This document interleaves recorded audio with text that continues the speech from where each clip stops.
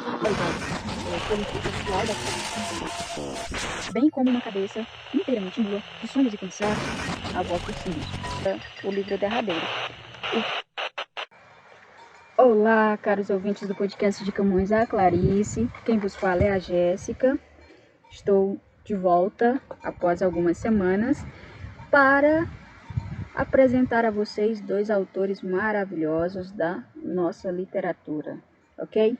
Estou falando de Vicente de Carvalho, nosso poeta parnasianista, e também de Cruz e Souza, nosso poeta simbolista. Ou seja, no episódio de hoje nós vamos trabalhar obras do simbolismo e do parnasianismo. Por que nós vamos trabalhar dois movimentos literários ao mesmo tempo? Bem, como falei no episódio passado, e as nossas hosts Isadora e Inês também comentaram nos episódios dela, e também nós comentamos em nossa roda de conversa, né, em que estávamos nós três, tanto o simbolismo, quanto o parnasianismo, quanto o naturalismo e realismo são movimentos que estavam, que ocorreram em um mesmo período, ok? Nós chegamos a falar em determinados momentos que nós até reforçamos isso, e estes movimentos, nós chegamos a falar que esses movimentos, eles ocorreram em um período de grande efervescência, de grande mudança política, social, ok, e econômica, tanto a nível de Brasil quanto a nível mundial, certo? Por quê? Porque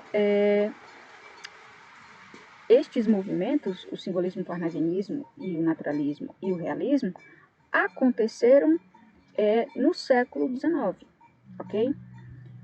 O simbolismo e o parnasianismo, mais precisamente na segunda metade do século XIX, certo?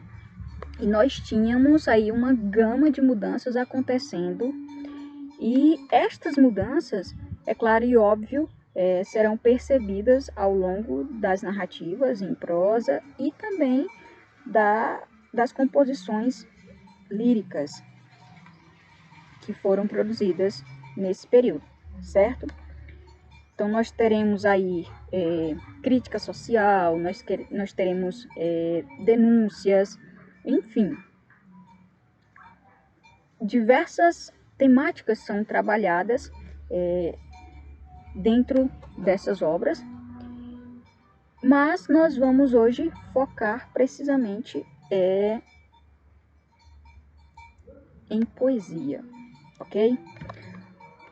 O simbolismo e o parnasianismo, eles focam principalmente em poesia, ok? Versos. Então, para trabalhar, para falar sobre esses movimentos literários tão importantes para a literatura, nós trouxemos Vicente de Carvalho e Cruz e Souza, ok? A obra escolhida de Vicente de Carvalho é A Voz dos Sinos, que está dentro de sua obra Poemas e Canções, e a obra de Cruz e Souza, que trouxe para apresentar para vocês, intitulada O Livro Derradeiro, ok? E dentro dessa obra, escolhi alguns poemas, alguns sonetos, para trazer para vocês. Sonetos estes que estão compostos com algumas temáticas que são muito frequentes, que são recorrentes dentro da produção de Cruz e Souza, ok? Mas antes de irmos propriamente conhecer estes versos, estes sonetos, nós precisamos conhecer um pouco mais sobre o movimento, ok? Sobre estes movimentos, sobre o simbolismo e o parnasianismo. Então, vamos dar uma passeada pela história e entender como é que foi que aconteceu, como foi que ele surgiu, aonde surgiram, ok? Então, vamos lá. Vamos começar com o simbolismo, certo?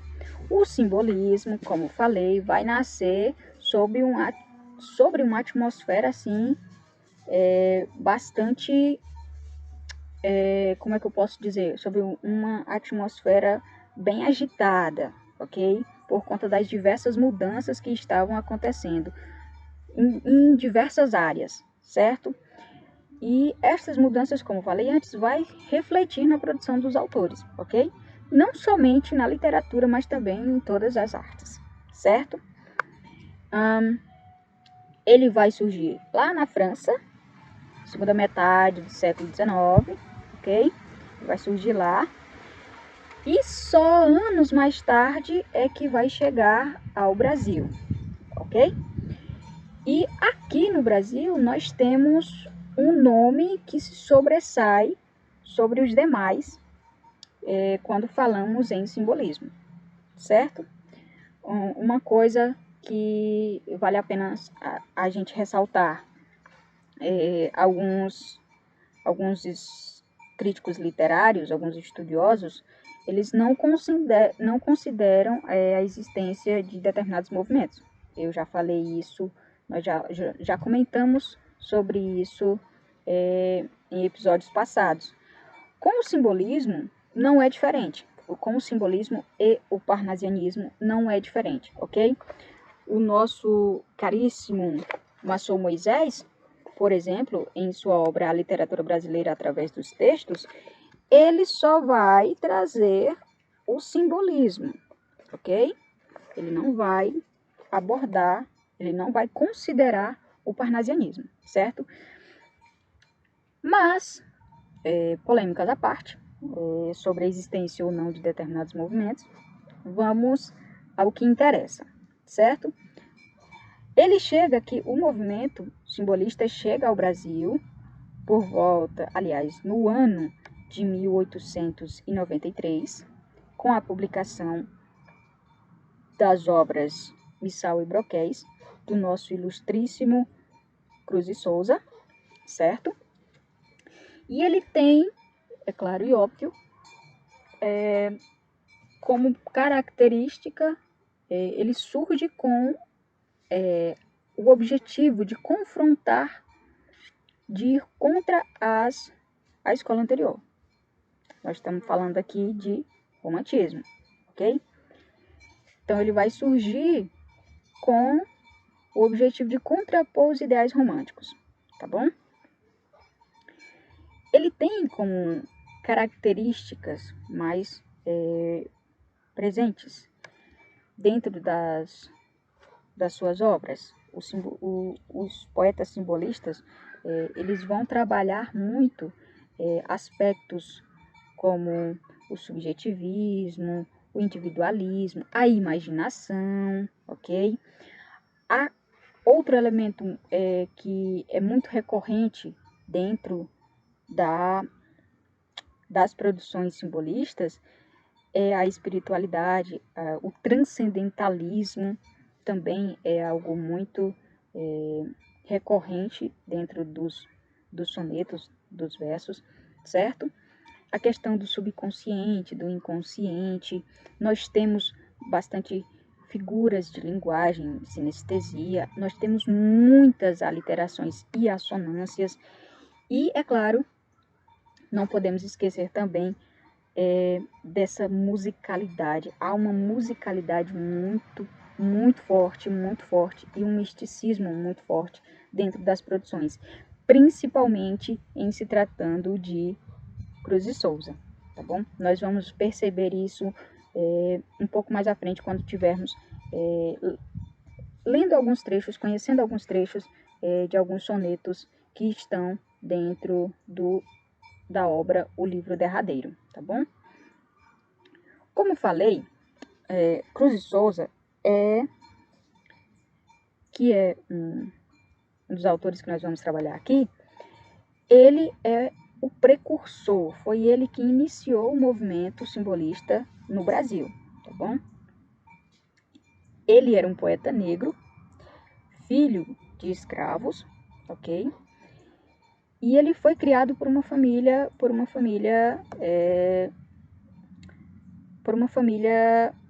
abastada, por uma família de pessoas brancas, tá bom? Ele recebeu uma educação muito boa, e nós percebemos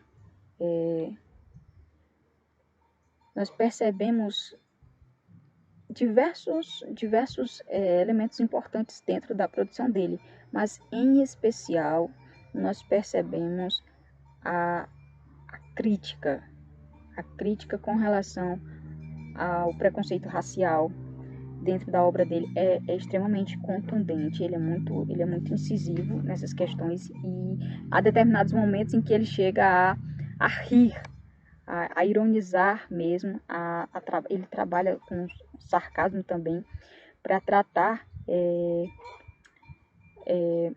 escravocratas, e ele ri da cara dessas pessoas, ele ri da cara dos escravistas, e é muito bacana poder perceber isso ao longo das suas produções. Ele também denuncia através das suas versificações, ele faz uma denúncia ao modo como os escravos eram tratados, né? A vida extremamente dura, a vida extremamente horrível. Ele tratava os horrores que os negros que os negros passavam, né? E nós vemos isso muito presente ao longo de toda a obra.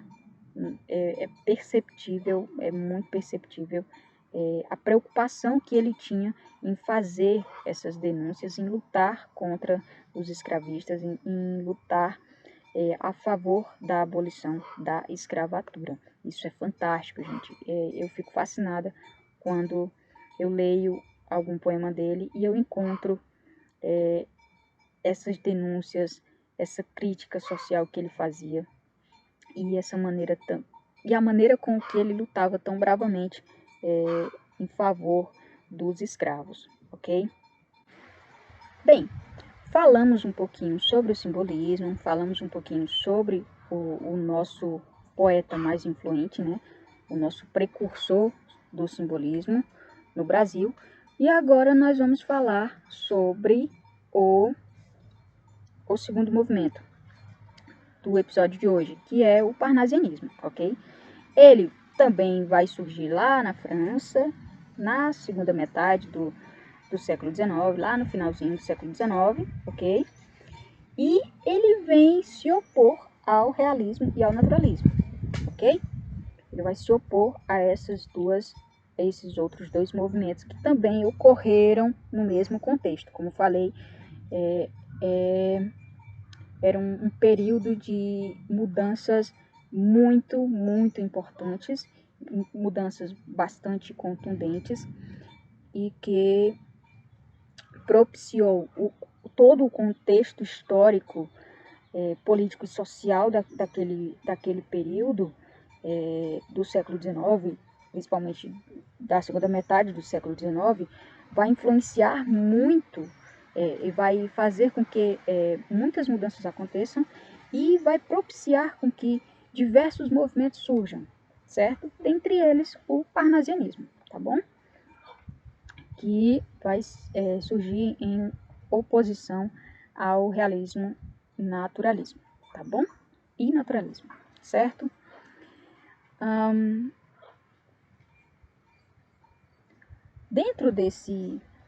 Dentro do parnasianismo, nós teremos, assim como nos demais movimentos, este a qual nos referimos agora, ele também vai ser bastante influenciado por questões sociológicas e científicas, tá bom? Dentre elas o determinismo, tá bom? Então nós teremos aí questões muito importantes que vão estar presentes dentro das obras parnasianistas, ok? Que serão abordadas dentro das obras parnasianistas. Mas o que quer dizer, aqui refere-se o termo parnasianismo? Há duas hipóteses, ok?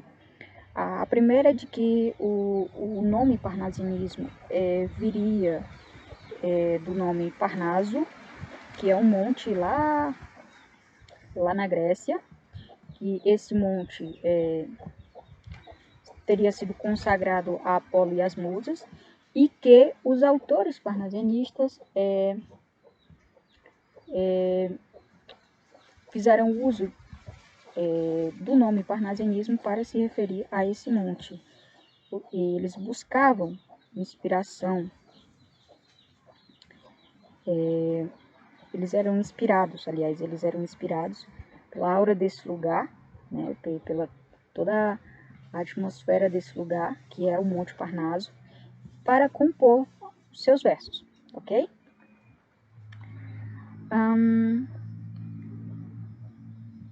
Vamos então às características. O que que nós vamos encontrar dentro das obras parnasianas? Como falei, o próprio nome já designa, já remete à mitologia grega, já vai de encontro a elementos da cultura greco-latina, tá bom? Então, há um interesse muito forte pela cultura grega, ok? E isso vai se opor aos ideais românticos, né? Que os ideais românticos estavam muito voltados para a burguesia. Eles não queriam fazer retorno ao passado, coisíssima nenhuma, né? O negócio deles era o presente, o agora. Era aquele momento, no caso. E eles queriam falar sobre a ascensão da burguesia. Eles queriam falar sobre o que estava acontecendo dentro daquele contexto. Eles não queriam fazer retorno às origens, à cultura greco-romana, como faziam os parnasianistas, ok? Outros aspectos, outros elementos que nós podemos destacar do parnasianismo está a formalidade das produções. Como assim? Os aspectos formais que nós podemos encontrar dentro das obras. Essas obras que serão abordadas hoje, A Voz dos Sinos, de Vicente de Carvalho, e alguns poemas encontrados em O Livro Derradeiro, de Cruz e Souza, nós veremos exatamente esses aspectos. Uma linguagem objetiva, nós teremos uma formalidade, um grau formal na linguagem, há um predomínio de vocabulário, assim, uma estrutura sintáticas bem cultas, ok? Ou seja, são palavras que não são comuns de maneira nenhuma ao nosso convívio atual, ok? Nós teremos uma busca pelo equilíbrio formal. E é claro e óbvio, nós teremos a predileção por parte dos poetas pelo soneto, pela estrutura do soneto para construir as suas obras, ok? O que nós encontraremos em termos de conteúdos dentro das obras parnasianistas? Nós encontraremos o paganismo, nós encontraremos o materialismo e o racionalismo, a contenção de sentimentos, nós encontraremos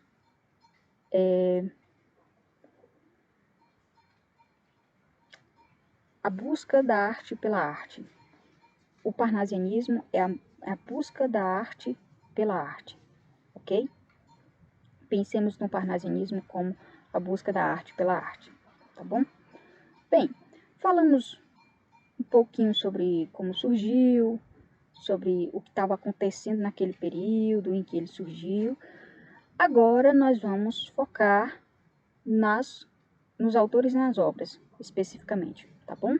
Vamos primeiro falar sobre Vicente de Carvalho.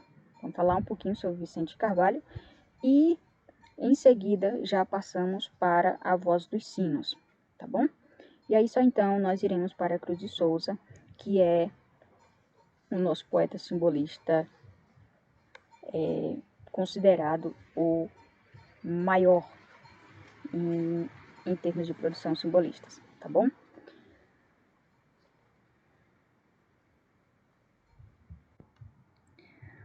Vamos então ao Vicente de Carvalho. Quem foi esse cara, né? Vicente Augusto de Carvalho, ele era advogado, era jornalista, era político, enfim, o cara foi diversas coisas em vida, tá bom? Ele era abolicionista, ele foi político, ele era fazendeiro, ele era deputado, magistrado e poeta.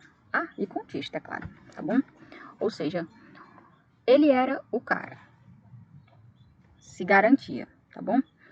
E ele nasce em São Paulo, em Santos, em 5 de abril de 1866, e ele vai falecer no dia 22 de abril de 1924, também em São Paulo, tá bom?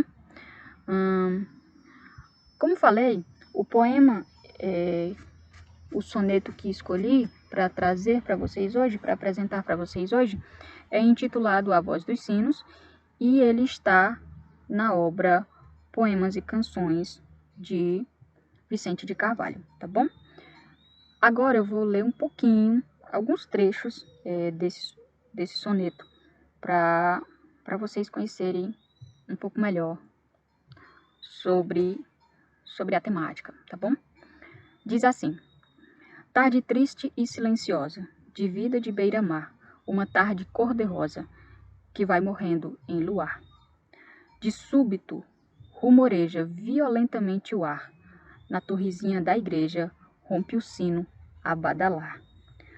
Ponho-me atento a escutá-lo, que diz, alto e repentino, esse bater de um badalo num sino. Badalo que assim badalas, no sino que assim ressoa, aves já nenhuma voa, dormem e vais acordá-las à toa. Vais espantar quanta moça, aí pelos arredores, depois de um dia de roça, de enxada e de soalheira, dedica a tarde ligeira a tarefas bem melhores. Pelas discretas beiradas de alguma fonte fiadas, na proteção pitoresca de ramagens, folhas, flores. Que fazem elas, coitadas? Bebem nas mãos água fresca, lavam as caras tostadas, ou cuidam dos seus amores. Badalo que assim badalas, no sino que assim ressoa, olha que vais espantá-las à toa.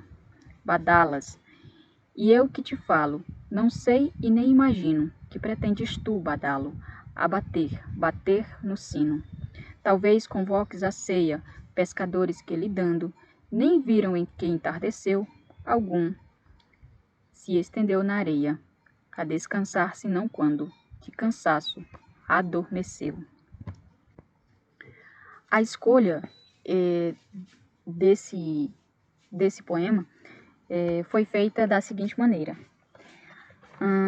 Algum tempo atrás, alguns meses atrás, cursando a disciplina de literatura, eu conheci um poema de Edgar Allan Poe, que eu ainda não conhecia, intitulado The Bells. E eu fiquei fascinada por esse poema. The Bells nada mais é que a gente pode interpretar, é claro, como uma alegoria a vida, tá bom? Fala sobre as estações da vida. E ao ler A Voz dos Sinos, automaticamente me veio a obra do Paul de Bels. E eu fiquei buscando traçar paralelos entre as duas obras. Depois eu fui pesquisar, enquanto eu estava estudando, vários outros autores falaram sobre sinos, mas nenhum me tocou da maneira como de Bels e agora como A Voz dos Sinos, ou seja, os sinos falam, os sinos cantam algo para nós, eles estão nos dizendo algo, ok? Em A Voz dos Sinos, de Vicente de Carvalho, o que nós podemos perceber que o sino está nos dizendo? Eu li apenas alguns trechos aqui, mas somente esses trechos, eles nos falam muito. Eles nos falam sobre uma cidadezinha do interior, eles nos falam, aliás, sobre um espaço pacato, um lugar tranquilo, um lugar que respira tranquilidade, mas ao mesmo tempo há por trás dessa calmaria, há uma série de outras coisas acontecendo. Quando ele fala sobre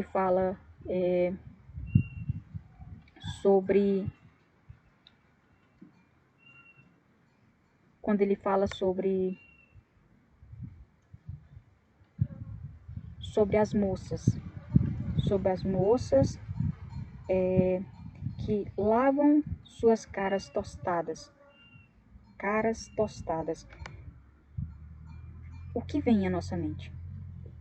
São rostos que ficaram por muito tempo ao sol. O que eles ficaram fazendo ao sol? A gente pensa, é uma cidade pequena, que respira calmaria, a gente pensa num lugar afastado, um lugar distante. Nós pensamos em moças que ficaram o dia inteiro trabalhando ao sol. Ou seja, não há aquela perfeição, não há a mulher intocada, encontrada no romantismo. A mulher daqui trabalha, a mulher daqui ela precisa trabalhar, tá bom? Quando ele diz: vais espantar quanta moça aí pelos arredores, depois de um dia de roça. Ou seja, as moças daqui, elas não fazem parte da burguesia narrada pelos românticos, tá bom? As moças daqui são muito mais reais, estão muito mais próximas de nós. São pessoas que precisam trabalhar, são pessoas que passam o dia inteiro ao sol.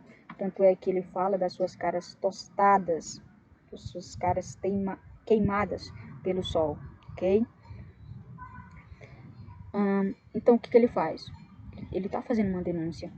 Tem outro trecho, tem uma estrofe, que ele fala sobre uma moça. Ele diz: há uma moça bonita na soleira da porta. Tem uma moça bonita à frente da sua porta, na frente da casa. Ela está ouvindo também o sino.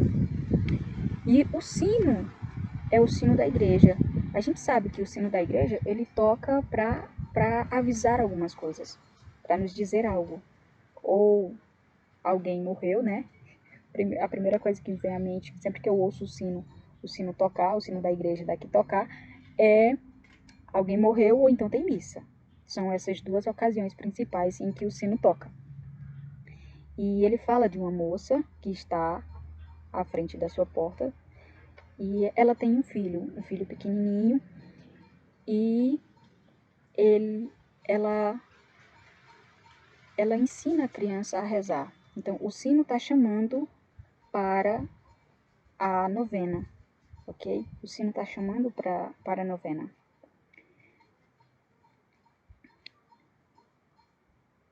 Em Allan Poe, em Edgar Allan Poe, The Bells, eu falei que a gente pode interpretar como se fosse uma alegoria à vida, né? As estações da vida. Primeiro a infância, depois vem a juventude, depois vem a fase adulta e depois vem a velhice. Para cada sino, aliás, para cada estação, para cada fase da vida, há um sino diferente, há uma cor de sino diferente, há um badalo diferente, tá bom? Neste aqui, nós vemos o sino falando sobre o cotidiano de uma vida, aliás, de uma cidade pequena, pacata, humilde, de pessoas que trabalham arduamente, de sol a sol, para poder sobreviver, ok? Em The Bells, nós temos os sinos, no caso, desculpem, os sinos falando sobre as estações da vida, sobre as fases da vida, tá bom? O sino nos conta sobre as fases da vida, como ela pode ser bela, como ela pode ser vivaz, como ela pode ser melancólica, como ela pode ser sombria, enfim. Ou seja, em ambos, eu entendo que em ambos os poemas, tanto The Bells quanto A Voz dos Sinos, eles têm algo a nos dizer. O The Bells tem um tom melancólico, enfim, ele traz certa melancolia, mas ele também traz a vivacidade da infância, da mocidade, ele traz certos temores da vida adulta também. E aqui nós temos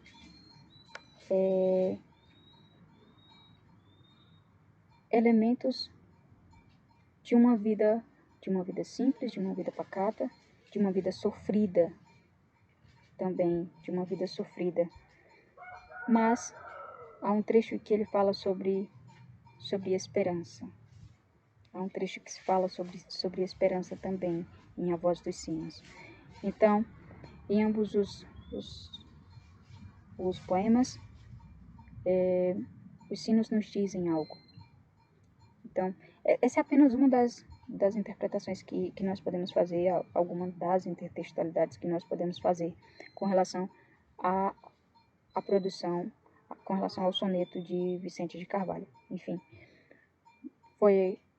mas ao ler, a primeira coisa que me veio na mente foi The Bells. E há uma musicalidade dentro desse soneto, ok?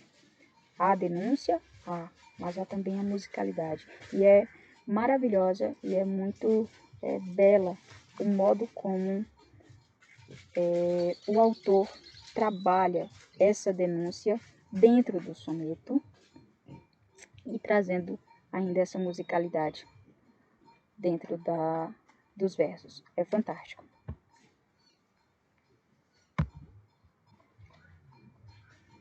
Bom, já ouvimos um pouco sobre o que os sinos nos querem dizer, né? Pelo menos duas interpretações do que A Voz dos Sinos está nos tentando falar, com Vicente de Carvalho e o Poe, com intertextualidade em Poe. Agora nós vamos passar para o nosso ilustríssimo João da Cruz e Souza, ou mais conhecido como Cruz e Souza, o nosso cisne negro, tá bom? Ele nasceu em 25 de novembro de 1861, na cidade de Desterro, a atual Florianópolis hoje, né? E ele era filho de escravos, como já falei. Cruz e Souza, ele mescla em suas obras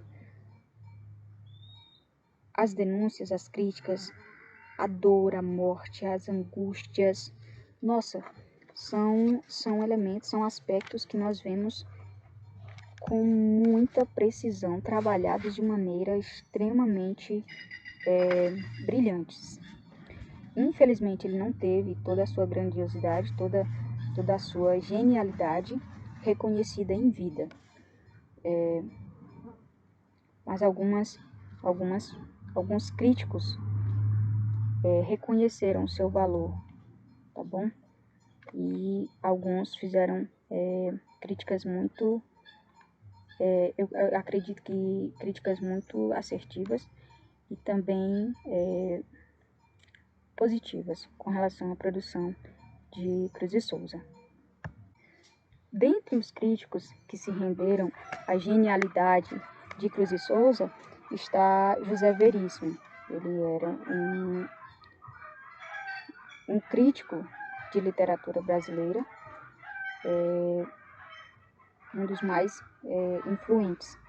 E ele diz, o que ele diz acerca de Cruz e Souza? Ele diz assim: Cruz e Souza foi um grande poeta, e os dons de expressão que faltam, evidentemente, ao seu estro, os dons de clara expressão, a moda clássica, o suprimiu o sentimento recôndito, aflito, doloroso, sopitado, e por isso mesmo trágico, das suas aspirações de sonhador e da sua mesquinha condição de negro, de desgraçado, de miserável, desprezado.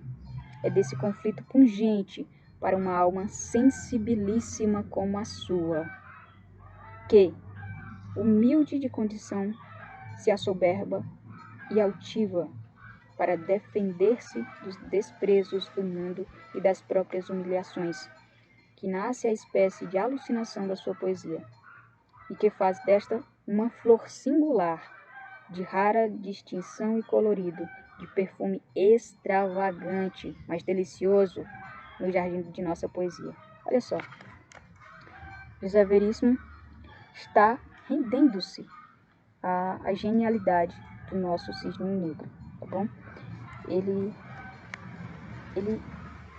Ele declara o seu fascínio, ele é tomado pela genialidade de Cruz e Souza. E ele diz assim, ele faz uso de sua condição para lutar, para se defender de todos os desprezos do mundo. E ele sofreu bastante. Nós sabemos que por ser negro ele não foi reconhecido e muitas vezes não foi aceito, justamente por ser filho de escravos, ok? Mesmo tendo uma educação exemplar, mesmo tendo sido criado por uma família abastada, por uma família de brancos. O que acontecia com o nosso personagem, né? O mulato, com o nosso personagem Raimundo. É o que acontecia com ele lá em São Luís. O mulato é a representação de todos os negros que tinham algum poder aquisitivo, que tinham estudo, enfim, que mesmo tendo condições, não seriam aceitos jamais por conta de sua origem, tá bom? Mas voltando para Cruz e Souza, passemos então às suas obras. José Veríssimo destaca que ele faz uso de sua condição de negro, ele faz uso de sua condição humilde para defender-se desses desprezos, né? E nós vemos isso nas produções dele. Eu escolhi alguns poemas que vão trazer esse aspecto de luta que ele trava ao longo de sua vida, de luta a favor dos escravos, de luta pela abolição da escravatura, e nós percebemos isso ao longo de vários sonetos que estão dentro dessa obra, da obra O Livro Derradeiro. O primeiro poema que eu quero apresentar para vocês, eu vou ler só um trechinho, intitulado 25 de Março, tá bom? 25 de março. É uma data emblemática, é uma data extremamente importante. Por quê? 25 de março refere-se ao aniversário de abolição da escravatura aqui no Ceará, tá bom? Então, este poema aqui, ele foi feito um ano depois da abolição da escravatura no Ceará, tá bom? E ele diz assim: 25 de março, Recife, 1885, ou seja, um ano depois da abolição da escravidão, tá bom? Em Pernambuco para o Ceará. Olha que bacana.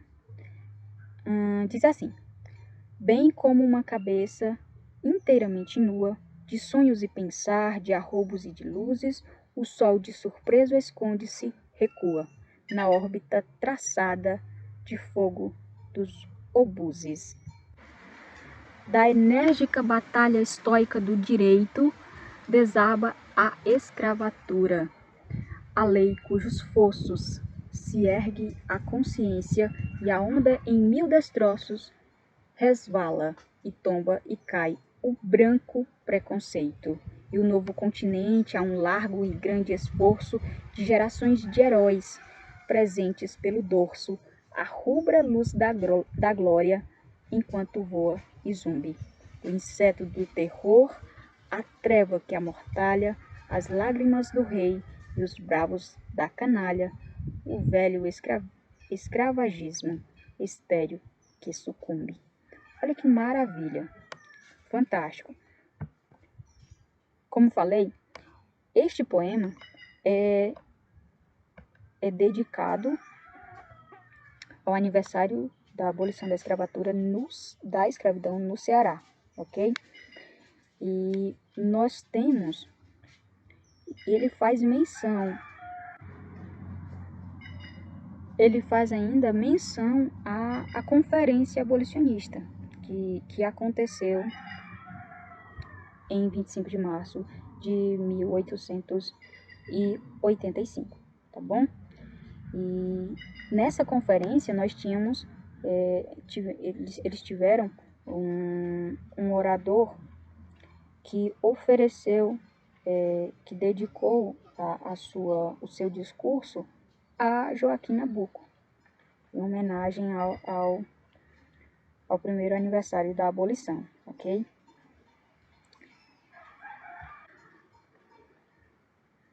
A partir desse soneto aqui, nós já percebemos, né, esse veio extremamente forte que Cruz de Souza carrega em si e que reflete isso ao longo de toda a sua vida de lutas pela abolição da escravatura, de lutas contra o preconceito, tá bom? Outro poema que gostaria de apresentar a vocês, outro soneto que traz essa questão do preconceito racial, é Eterno Sonho. Em Eterno Sonho, ele vai falar sobre um amor, e esse amor ele é impossível. Por que ele é impossível? Pelo fato do eu lírico ser negro e a moça pela qual ele está apaixonado ser branca, tá bom? Ele inicia assim: talvez alguém, estes meus versos lendo, não entenda que amor neles palpita, nem que saudade trágica, infinita, por dentro dele sempre está vivendo. A partir desse trecho, nós vemos que vai tratar de amor? Vai tratar de amor, claro e óbvio que vai tratar de amor.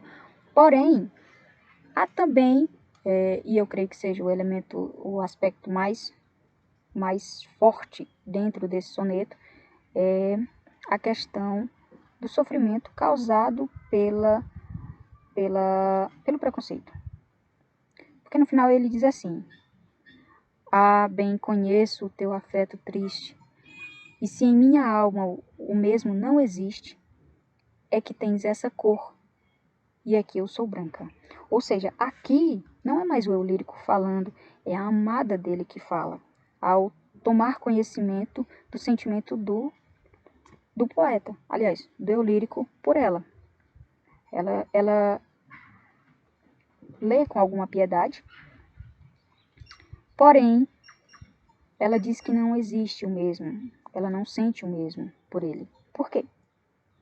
Porque ele tem essa cor. Ela enfatiza, é que tens essa cor e é que eu sou branca.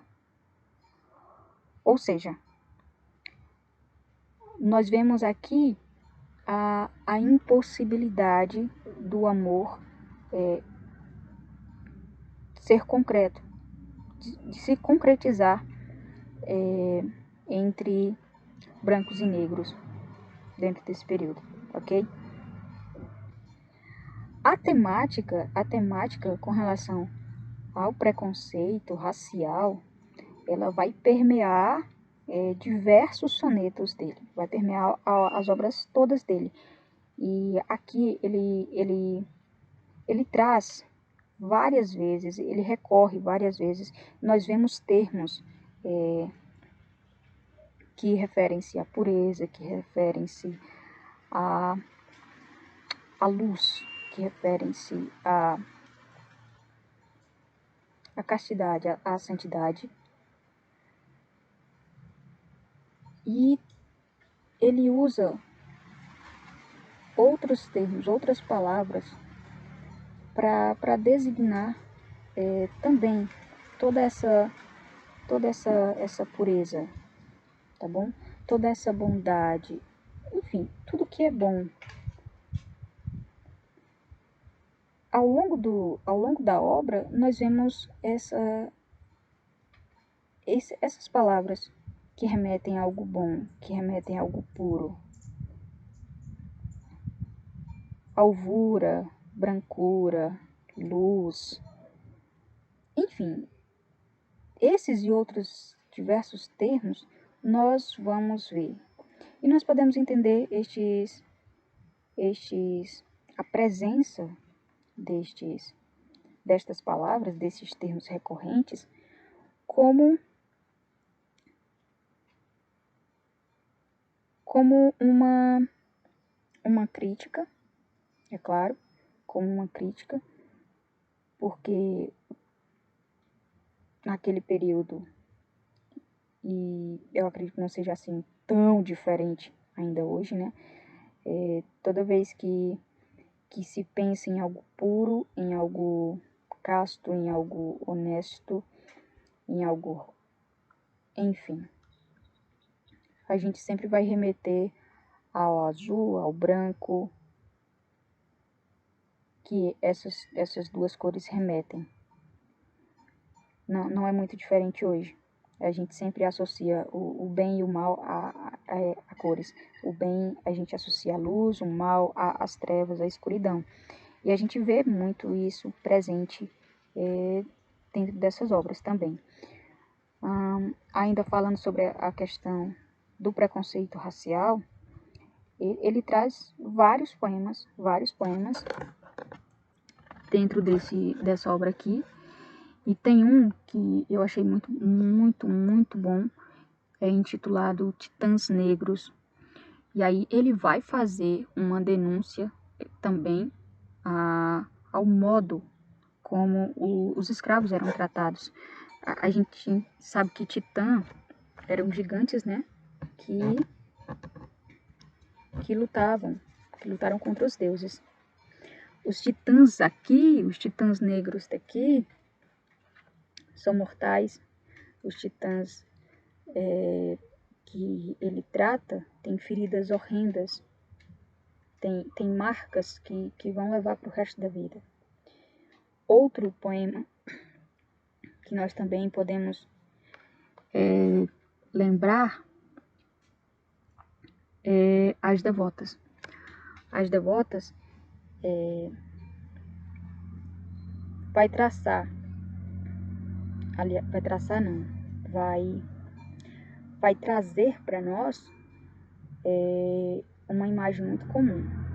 A gente vê uma igreja, as devotas indo à igreja, o modo como são vestidos. Aliás, tem uma devota que é viúva. Eu interpretei como indo à igreja para a despedida final do esposo. Entendi assim. Aí fala sobre o modo como ele está vestido, casaca, ele está vestido de casaca, e fala que ao lado da igreja há a senzala. E ele diz, o eu lírico diz, que o Cristo não tá lá na igreja, não tá lá, ele tá na senzala. Ele tá na senzala junto com os escravos, ok? Eu acho muito fascinante essa imagem que o autor nos traz, nos mostra a disparidade tão grande, né? Porque enquanto nós temos um Deus em que, em tese, é aquele que as devotas acreditam, né? Que é todo amor, que é todo misericórdia, principalmente para com os desvalidos. Ao lado da igreja nós temos o quê? Nós temos uma senzala, nós temos um ambiente onde ocorrem todos os tipos de violências. E as devotas estão indo à igreja, mas Cristo está na senzala, com os escravos. É fascinante. A dor é outro elemento, é outro aspecto muito abordado dentro da poesia de Cruz e Souza. A questão da morte também é outro muito recorrente. E falar de morte, e escolhi Horas de Sombra. Horas de Sombra diz assim: horas de sombra, de silêncio amigo, quando há em tudo o encanto da humildade, e que o anjo branco e belo da saudade roga por nós o seu perfil antigo. Horas que o coração não vê perigo de gozar, de sentir com liberdade, horas da asa imortal da eternidade, abertas sobre tumular jazigo, horas da compaixão e da clemência, dos segredos sagrados da existência, de sombras de perdão sempre benditas, horas fecundas de mistério casto, quando dos céus desce, profundo e vasto, o repouso das almas infinitas. Há nesse poema a temática da morte, né? A questão do mistério que está por trás da morte, da existência. E ele traz tudo aquilo que acontece no momento da morte. O silêncio que é amigo, o perdão que é sempre bendito, o mistério que é casto, a clemência e a compaixão. Ele aborda todos esses elementos que estão presentes na hora da morte, ou pelo menos que em tese devem estar presentes, né, na hora da morte. Nós acreditamos sempre que devemos partir em paz, que devemos perdoar, ser perdoado, enfim, que nós devemos partir com a sensação de que estamos livres de todo e qualquer mal, e que nós vamos para a eternidade. Ele diz assim: horas da asa imortal da eternidade. Ou seja, é hora de partir para a vida que não tem fim, para a vida que não acaba, para a vida após a morte. Podemos entender assim. Podemos partir, podemos voar para a eternidade. Bem, aqui encerro mais um episódio de Camões a Clarice. E para encerrar, eu gostaria de só trazer um trechinho de uma crítica feita por Silvio Romero, um crítico literário, que ele faz a Cruz de Souza, e ele diz que Cruz de Souza é como um geyser de jato puro de beleza. Olha que bacana. E ele diz, ainda, ele vai além, ele diz que a sinceridade dele é completa, que ele não entoa fingidas ladainhas, ele não faz isso. Ele diz que Cruz de Souza não descreve e nem narra. Ele diz que os poemas, os versos de Cruz de Souza são sempre simples, espontâneos, sinceros, como as confissões de uma alma límpida e digna. Ou seja, Cruz de Souza, infelizmente, ele não teve a sua genialidade reconhecida em vida, mas esse panorama mudou, ainda bem, né, que mudou, e nós finalmente podemos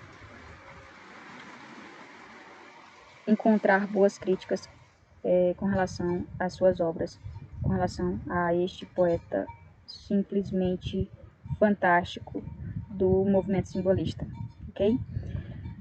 Acredito que não mais seja isso, espero que tenha despertado a curiosidade de vocês para conhecer as obras, né, em sua totalidade, tanto poemas e canções de Vicente de Carvalho, como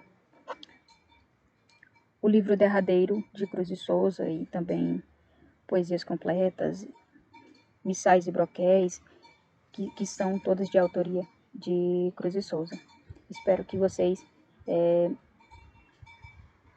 tenham sido instigados a buscar saber mais, a buscar conhecer mais sobre esses dois autores fascinantes da literatura brasileira. Nos vemos em breve. Espero que todos bem. E, no mais, cuidem-se. Tchau, tchau.